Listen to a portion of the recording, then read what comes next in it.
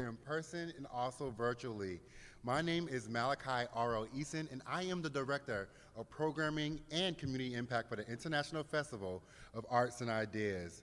I'm super happy to be here today with our partners, the Pride Center. This is their day of action. This is their third year and my second year celebrating with them. I love that it focuses on racial justice and all the wonderful things we're doing to keep our community aware about what's going on within our own spaces. Before I begin, I would also like to thank some people who have made today possible and our festival possible.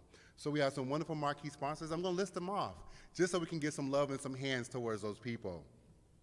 First, I'd like to thank the Yale University, Community Foundation for Greater New Haven, the National Endowment of the Arts, the State of Connecticut Office of Arts, the City of New Haven, and Connecticut Humanities. I also would love to give some love to our partners at Key Bank, Avangrid, the Foundation with UI, Southern Connecticut Gas, for being major parts of what we do here as a festival and what we're doing together with Pride Center. And I'm not gonna be before you long. I wanna make sure that I just say that this is a great thing that we're doing. I'm super happy to be a part of it, and I love, love, love what we have in store for you guys today.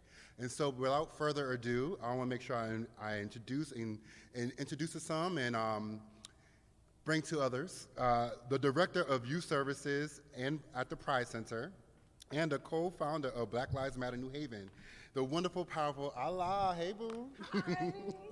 Thank you. See you guys later. Thank you, thank you, thank you. It is amazing, and thank you so much for joining us for today's Day of Action. As Malachi said, we have some amazing programming in store for you, and we hope that if you're home, that you're taking care of yourselves, grab your water, grab your snacks, because today is going to be exceptional. And for those of you who are joining us in person, thank you so much. And again, today is going to be exceptional too. So, without further ado, I'd like to introduce our welcome and keynote, Andrea.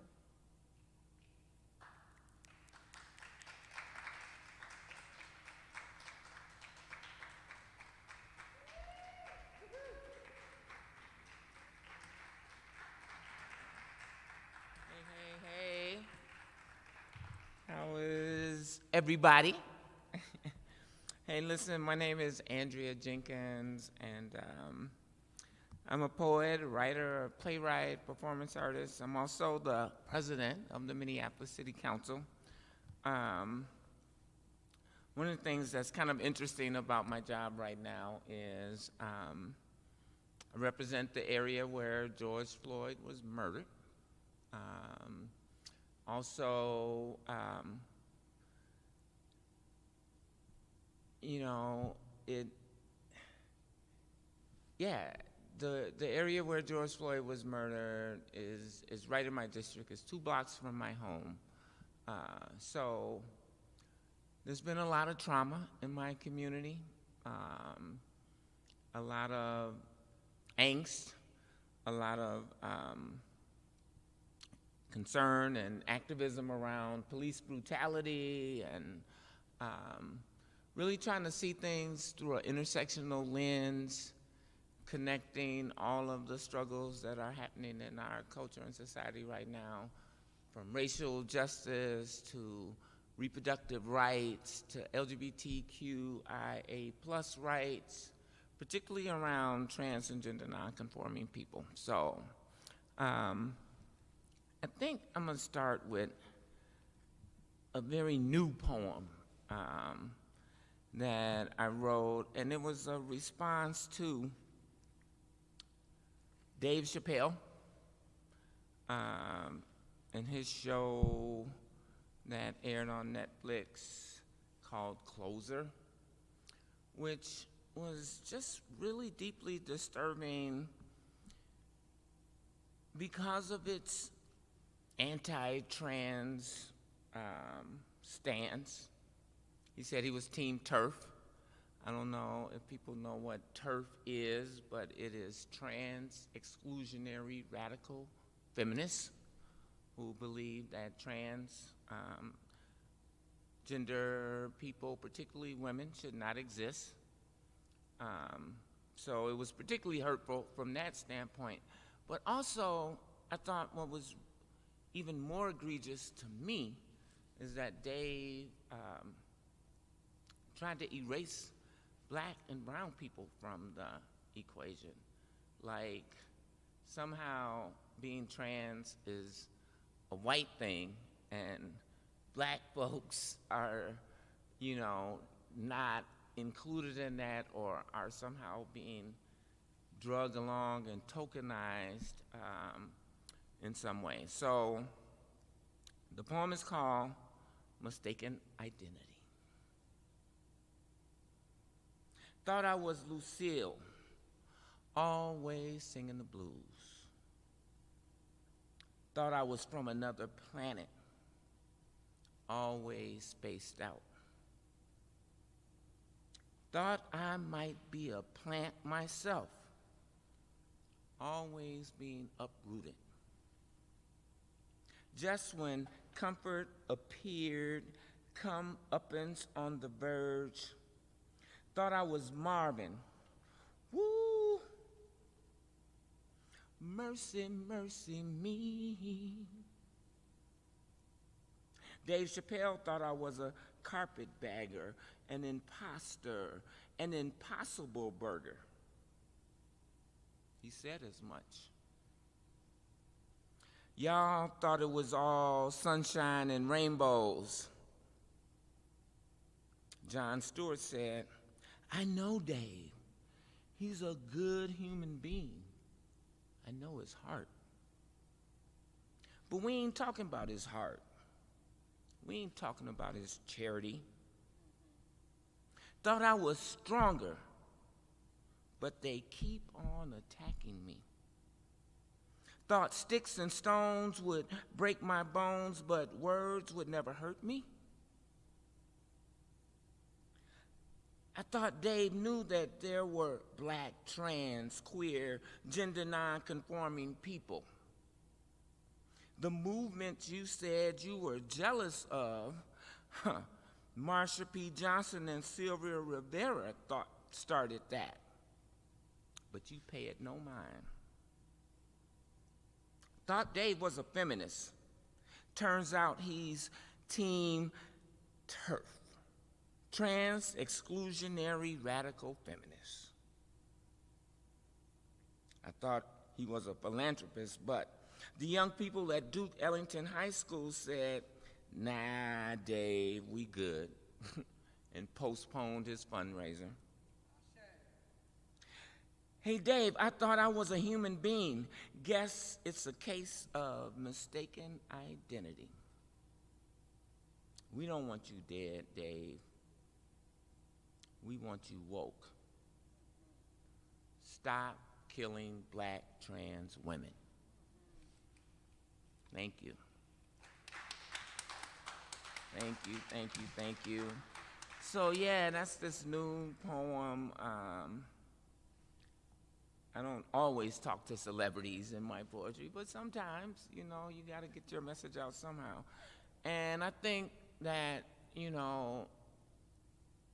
I'm a policymaker, and we know that policies can only go so far, right?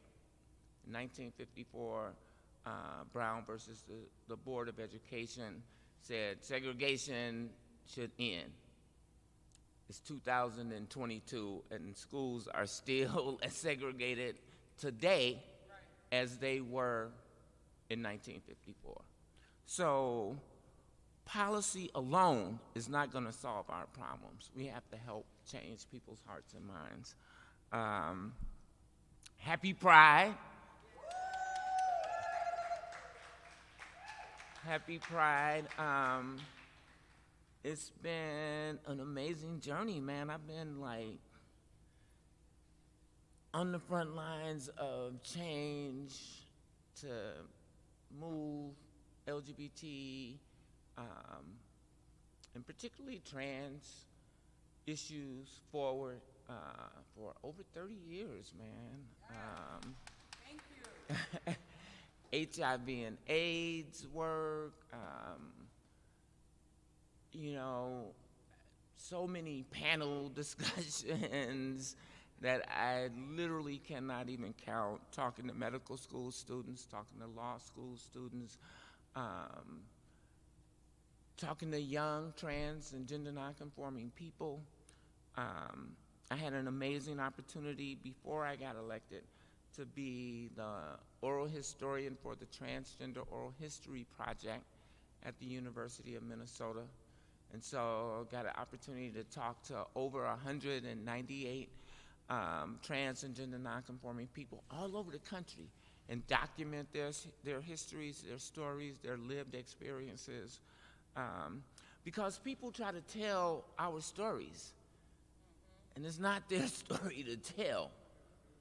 We get to tell our own story. So that repository exists, and people can access it online, virtually.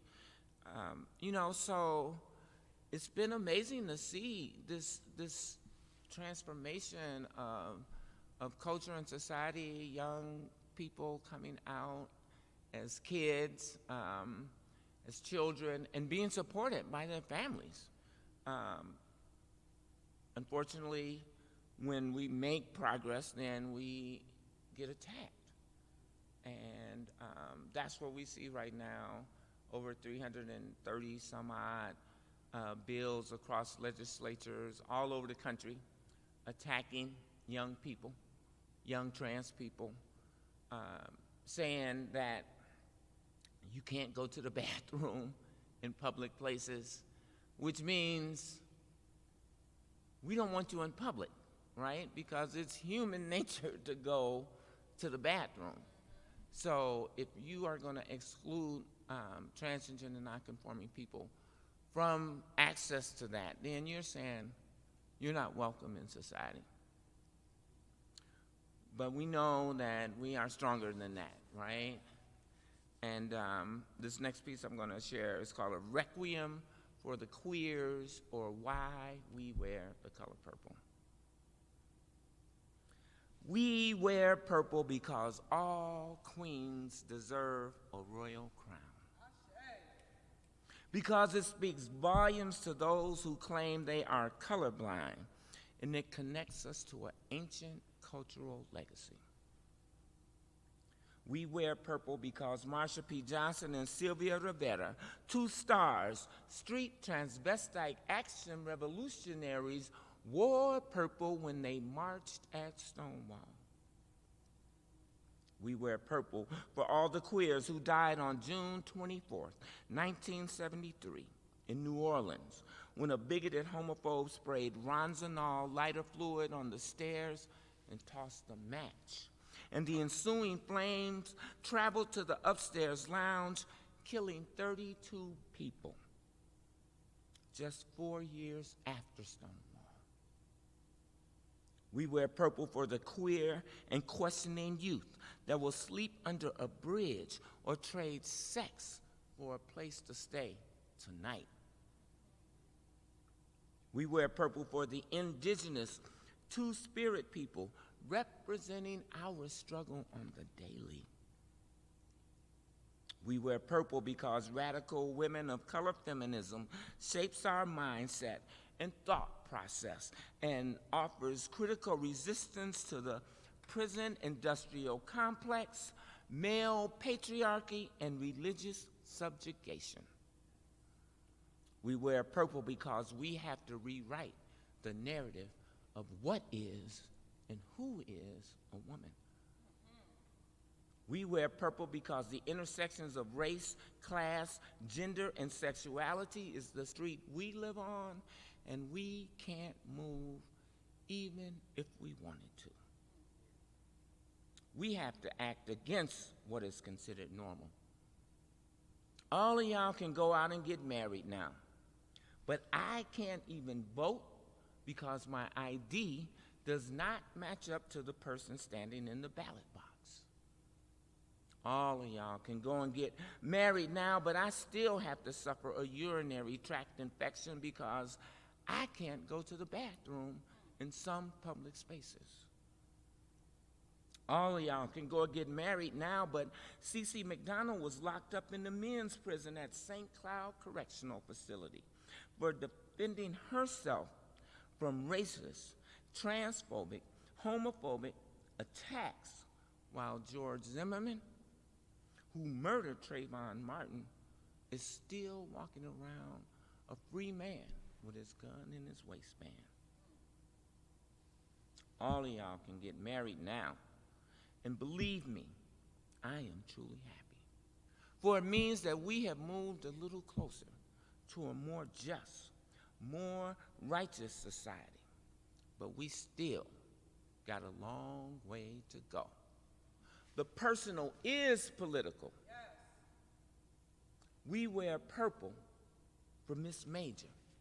And the Transgender Intersex Justice Project, my homegirl from Chicago who marched at Stonewall too, and is still putting in revolutionary work for the trans brothers and trans sisters on lockdown. We wear purple for Leslie Feinberg and Kate Bornstein, two transgender warriors. We will never forget what they taught us about who we are and what we are, and how beauty is our birthright too. Yes. I wear purple for my people, my beautiful transgender people. And what if love was the most powerful word in the ethos? Love, love, love, love, love, love, love, love. And what if my transgender people were the embodiment of that love, representing everything and nothing? We wear purple because Elton John sang, and you can tell everybody this is your song. I know it might sound simple, but now that it's done, I hope you don't mind. I hope you don't mind if I put down in the words how wonderful life is when queers are in the world. Ha ha. All right. Wow. Thank you, everybody. You guys are really, really too kind. I appreciate this opportunity to share a few poems, and I'm gonna end with this last poem. It's called Blues for Soji. Is anybody familiar with the term Soji? Soji is sort of this new acronym. It's not that new anymore, but it's an acronym that, instead of continuously expanding the LGBTQIA plus moniker, which one of Dave Chappelle's jokes was the alphabet people, right? And it was just kind of funny, but not really. But in light of that, there's this phrase called Soji, sexual orientation and gender identity, because everybody on the planet has a sexual orientation and a gender identity. So instead of sort of, self-selecting out LGBTQIA plus people, use this overarching term, sexual orientation and gender identity, or SOGI, as a means of bringing everybody into the conversation. This is not about this group over here.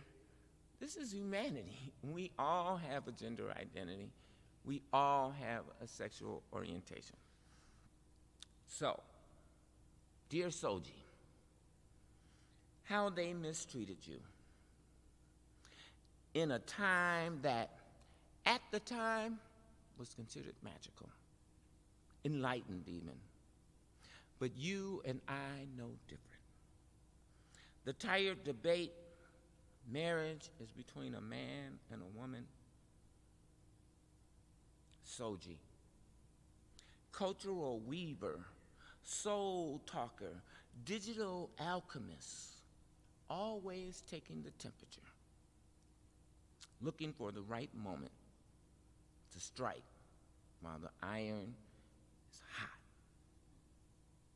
It's always hot, Soji. I love you for that. Make moves, make it happen, Soji. You didn't dare dream this 40 years ago, 50 years ago. Darkened windows, a stone wall, coded movies where you were always the villain, buggery laws, unveiled threats against life and limb, shocked by the therapy. What up, son? The boys on the block believed you were one of them. You knew different. You knew truth-telling would become the characteristic you'd become closely associated with. But before that, it was be careful who you associate with. That one dude who went on the road to howl, him and a couple of other cats, Frank O'Hara, kept it real cool. Langston, too. We cried for you yesterday in a workshop where we discussed identity politics and black feminist freedom fighters. Oh, Audrey, where did the power come from? Love was never about easy, but isn't it supposed to feel good? Entertaining angels after midnight. Now you're wounded, spent up. Perhaps you should have been a legend, a martyr. Maybe you should have done more than survive. Thank you. Thank you. Happy Pride, everybody. Celebrate this month. Let's keep marching. Let's keep fighting for our young people out here who are really changing the world. Thank you. Thank you. All right.